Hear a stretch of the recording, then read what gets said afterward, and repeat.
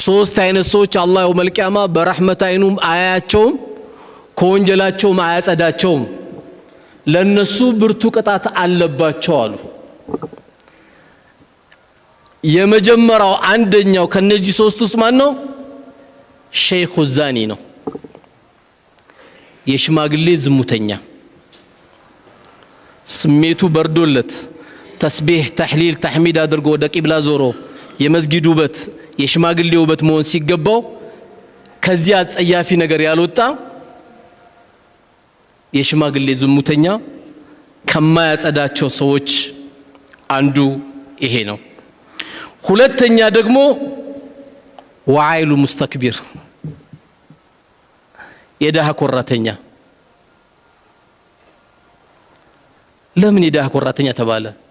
ለኩራቱ መነሻ የለውማ። ብላ አረ ወላሂ አሁን በልቻለሁ ይላል። አፍንጫው እኮ ተጣሟል እኮ ሮቦት።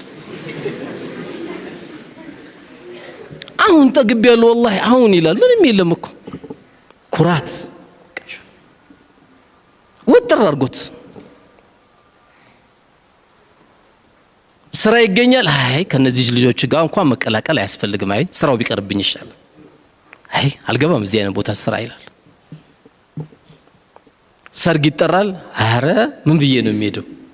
ደግሞ ከነዛ ጋር ልቀላቀል? ማን አንተ? አሁን እኮ የቱ ጋር አንተ ያለው? የለህም እኮ ምድር ላይ የለህም።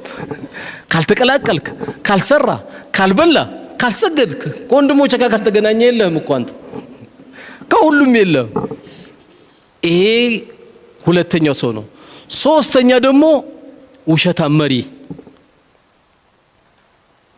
ወይም ውሸታም ንጉሶች፣ አንድ ህብረተሰብ የሚያገለግሉ ውሸታም መሪዎች።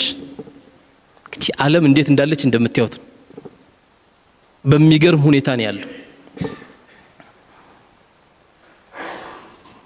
የተለያየ ነገር እናረጋለን ይሏል፣ የለም። ይሄ እንግዲህ ያው እናንተ በደንብ ታውቁታላችሁ። እኔ ካብራራውት ያው ለሁለተኛ ጊዜ ቂሊንጦ ታስገቡኛላችሁ።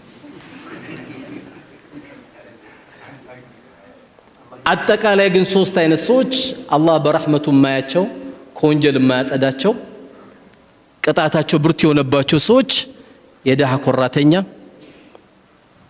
የሽማግሌ ዝሙተኛ፣ የመሪ ውሸታም። መሪ ሆኖ ውሸታም